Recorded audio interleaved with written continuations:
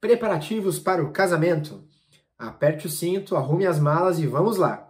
Vamos para Gênesis 24, onde encontramos um dos episódios mais lindos, né?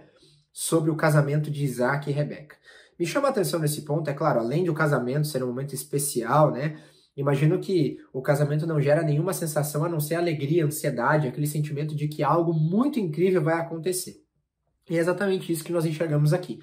O casamento é o momento em que duas pessoas de diferentes conexões se encontram para um único propósito. E que coisa linda imaginar isso, né? Tendo já essa referência lá no primeiro casamento, lá no Éden. Então, quando encontramos aqui a história deste casamento, nós vemos uma preocupação de Abraão, né? Para que o seu filho se casasse com alguém que fosse compatível com esse propósito. É claro que Abraão, ele não está sendo preconceituoso com outras nações, com outras famílias, mas ele tem sim uma preocupação com seu filho Isaac, ele se casasse com alguém que buscasse a mesma direção e que de fato continuasse habitando naquela terra que o Senhor Deus havia preparado para ele e também para a sua descendência. Essa história ela é repleta de orações e respostas a orações. E é rica em lições sobre a providência de Deus e também o livre-arbítrio humano. Olha que interessante.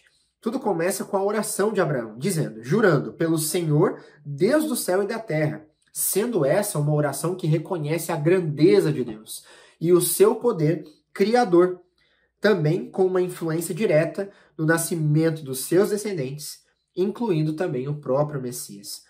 É muito interessante esse fato, né? Porque Abraão reconhece a grandeza do Deus que executa propósitos. E sendo esse propósito o casamento de seu filho e a continuação da promessa através do cumprimento disso na vida dele e também de sua esposa. Mas um fato é interessante. Deus deixa aberto o livre-arbítrio àquela mulher, que tinha total liberdade para responder a esse chamado ou não. Por mais poderoso que seja, a lição afirma, Deus ele não age sem a nossa permissão. E é muito lindo isso, né? Ele une pessoas, na verdade unindo propósitos, mas elas são livres para continuar esse chamado ou não, seguindo as suas bênçãos ou escolhendo qualquer outro caminho, né? Portanto, quando enxergamos isso, né? Embora fosse plano de Deus que Rebeca seguisse Eliezer, ela poderia ter exercido sua liberdade, ou seja, era possível que ela não quisesse ir. Nesse caso, não seria forçada. Portanto, vemos nesse relato um outro exemplo do mistério de como Deus nos deu como humanos o livre-arbítrio. No entanto, de alguma forma, apesar da liberdade e das terríveis escolhas que fazemos, podemos crer que no fim o amor e a bondade prevalecem. É muito lindo ver, né, que Deus ele executa seus propósitos. E ele é realmente Deus e ele não muda, né, o seu amor, o seu carinho por nós. Mas ele nos dá total liberdade de sermos co-participantes disso, de sermos cooperadores disso, se nós quisermos. E aí a gente fica assim, né? Eu quero ou eu não quero? Eu aceito ou eu não aceito? Você aceita esse propósito? Você aceita fazer parte de algo que Deus preparou para você? E eu acho que essa história hoje ela se divide em dois grupos de pessoas, né? Você que é casado, você aceita que o seu casamento, que a sua união, ela seja uma bênção para a sua família e para as pessoas que estão ao redor de você?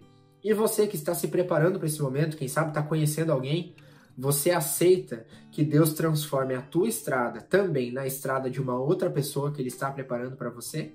É lindo pensar nisso, né? Podemos orar sobre isso? Feche seus olhos, vamos orar. Senhor, que seja cumprido o teu propósito e o teu querer na nossa vida, para aqueles que já têm a sua bênção, para aqueles que com o seu casamento abençoam aqueles que estão ao seu redor, mas também para aqueles que estão se preparando para esse grande momento, que possam também confiar que o Senhor Deus já preparou alguém especial que vai dividir essa missão ao longo de uma vida. Oramos em nome de Jesus, amém.